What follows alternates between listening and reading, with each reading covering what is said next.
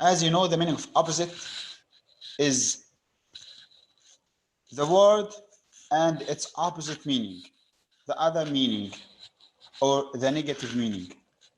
Okay, so in these sentences there is a word and I want to give the opposite meaning of it. Okay, for the first example, the first sentence, you should start saving money.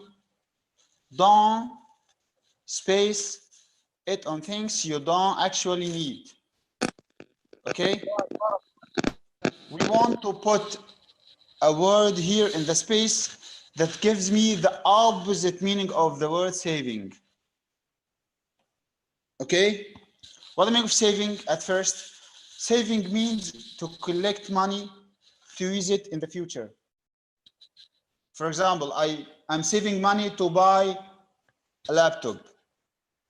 I'm saving money to buy a new car.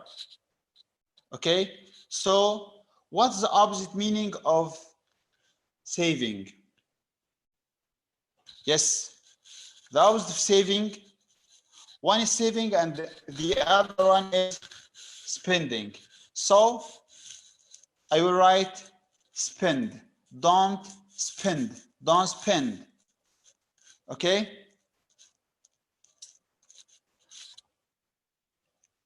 The second sentence, the good thing about cash machines is that you can deposit or space money without having to wait in a queue to see a bank clerk. Deposit means to put money in the bank, to put money in your account in the bank. Deposit. The opposite of deposit is to take money. It means to withdraw. Withdraw.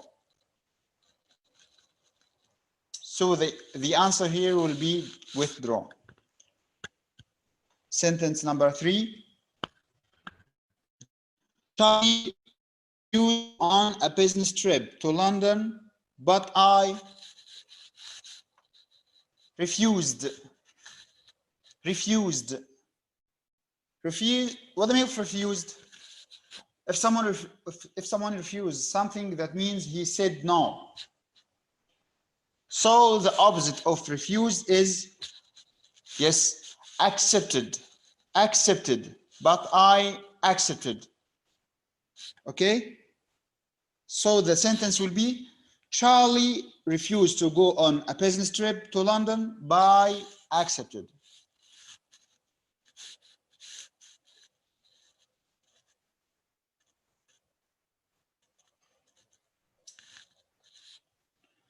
Sentence number 4.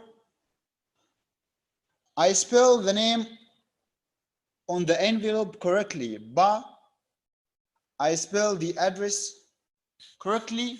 It means incorrectly. Opposite of correctly, it will be, yes, incorrectly. We'll add in to change its meaning from positive to negative. To give its opposite meaning, I will add in. So it will be incorrectly. Sentence number 5. We had to pay 1,000 euro for the furniture, but the delivery was pay. Had to pay money. The opposite of had to pay is, yes, it be free of charge. Okay, let's go to the second part of our lesson today. It will be about grammar. Today we will take 2 pieces of grammar. The first one will be about negative questions. Negative questions. At first, it's question.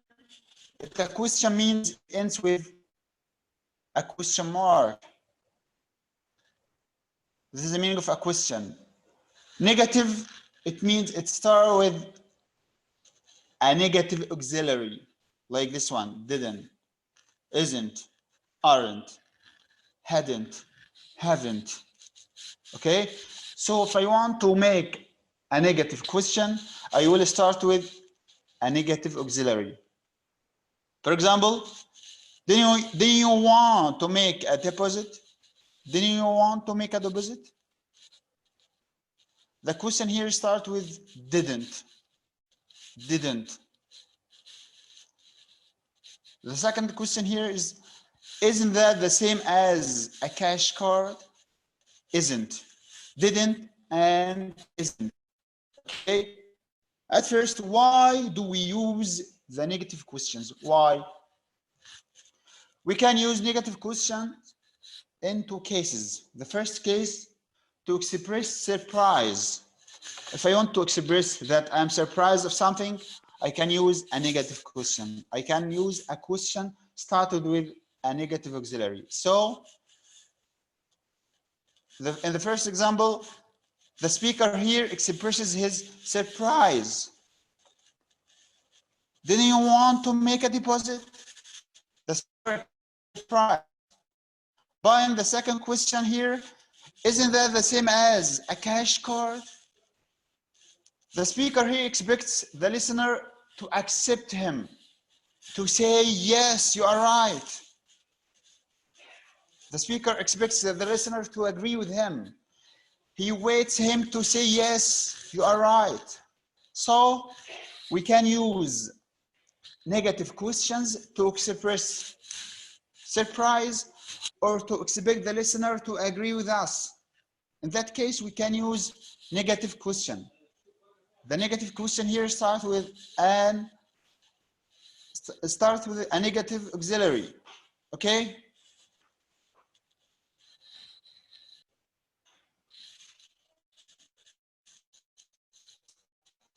The second part of our lesson today is about question tags. Question tags. I said before, question tags, question because it ends with a question mark, tags because it comes at the end of the sentence. So in question tag, we have a complete sentence, and at the end of the sentence, there is a small question because it consists of only two words. It's preceded with a comma, okay, and consists of two words. The two words are, yes, an auxiliary and a subject pronoun. An auxiliary and a subject pronoun. Then comes the question mark. If there is an auxiliary in the sentence, I can use it. Okay? But if there is not an auxiliary, I can use only do or does or did, according to the same tense of the sentence. Okay? So if the sentence is positive, my question tag will be negative, and vice versa. Okay? The sentence is negative, the question tag will be positive. For example, you charge commission. You charge. In this sentence, there is not an auxiliary, so I used do. The sentence here is positive, so my question tag is negative. Okay? My question tag here consists of two words, an auxiliary and a subject pronoun. Auxiliaries in English, we said that we have many auxiliaries like am, is, are, was, were, do, does, did, have, has, had, will, would, can, could, shall, should, may, might, must. Okay? What about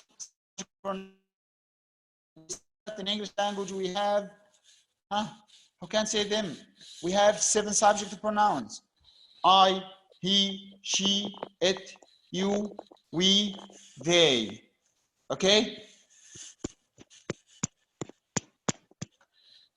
In the second example, by work before, work it here is in past. Okay, so I used a past auxiliary, didn't, did. The sentence here is positive, so my question tag is negative. Okay.